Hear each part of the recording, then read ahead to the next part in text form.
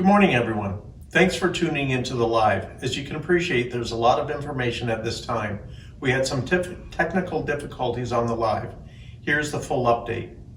On April 26, the RMWB issued a second state of local emergency as ice jammed on the Athabasca River, causing water levels along the Clearwater and Athabasca rivers to rise quickly and cause significant flooding to occur downtown Fort McMurray and surrounding area. The second state of local emergency is in addition to the state of local emergency issued for COVID-19 on March 20th. Draper, Waterways, Taganova Industrial Park, and the lower town site of Fort McMurray, except for the hospital and Grayling Terrace, are under a mandatory evacuation order. This is a critical situation at a critical time. Everyone needs to take this seriously. Water levels on the Clearwater River are still rising, and the situation can change quickly. Access to the lower town site remains closed. If you live in an area under mandatory evacuation order, you are at risk and must leave immediately. Anyone remaining in high-risk areas or traveling into them are putting themselves, first responders, and others at risk of a serious incident. Remember, if you get in trouble, it falls to a first responder to save you. As of yesterday afternoon, emergency response crews had performed more than 200 search and rescue operations in areas already under mandatory evacuation orders, and more were performed overnight. Stay away from riverbanks and shorelines as they remain dangerous, and avoid stopping on the Athabasca River bridges to watch the river. We are focused on life safety and preserving critical infrastructure such as the hospital. Significant resources continue to be dedicated to berming and sandbagging the area around the hospital to mitigate flood risk.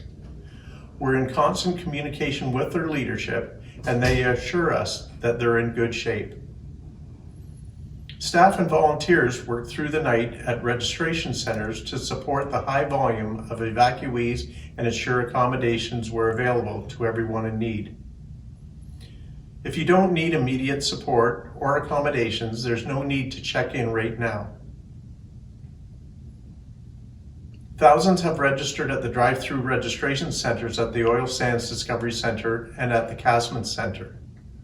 Overnight, we worked to expand our accommodations in response to this growing need. This has meant that some individuals and families have been dispatched as far as Lac La Biche and Athabasca. If you are an evacuee, we would ask that you remain flexible and understand that we're working hard to find space for everyone who needs it. Because of the demand, you may have to travel further than you'd like or stay somewhere that you wouldn't choose to under normal circumstances. Understand that we're doing the best that we can. I'd like to recognize emergency social services, volunteers, and our community, and our industry partners who are working around the clock to find solutions in a rapidly changing environment. A boil water advisory remains in effect for all of Fort McMurray, Anzac, Draper, Fort McMurray First Nation 468, Gregoire Lake Estates, and Sapphire Creek. This advisory does not include Conklin, Fort Chip, Fort Fitzgerald, Fort McKay, or Janvier. We are hearing and seeing that some areas of the region are experiencing discoloration of water. Alberta Health Services is aware and continues to maintain the boil water advisory. Alberta Health Services has indicated if you are properly boiling the water, it will be safe, even if there is discoloration. Unfortunately, we're not in a home stretch yet. As mentioned earlier in my most recent data, shows that the Clearwater River continues to rise, although not as quickly as yesterday. The Athabasca River and Hanging Stone River is slightly lower than the day before. This is a good sign. We understand that many businesses and homeowners are keen to understand the damage from flooding, and we'd like to reassure those impacted that a recovery and re-entry strategy is one of our objectives. However, it's important to understand that re-entry isn't possible until it's safe to be in these areas. We've been through a lot, and we'll get through this. I want to take a moment to acknowledge the hard work of our first responders and emergency management and public works staff, volunteers, industry partners, and community organizations who continue to support those in need. We encourage the public to visit the municipal website at rmwb.ca for the most up-to-date information.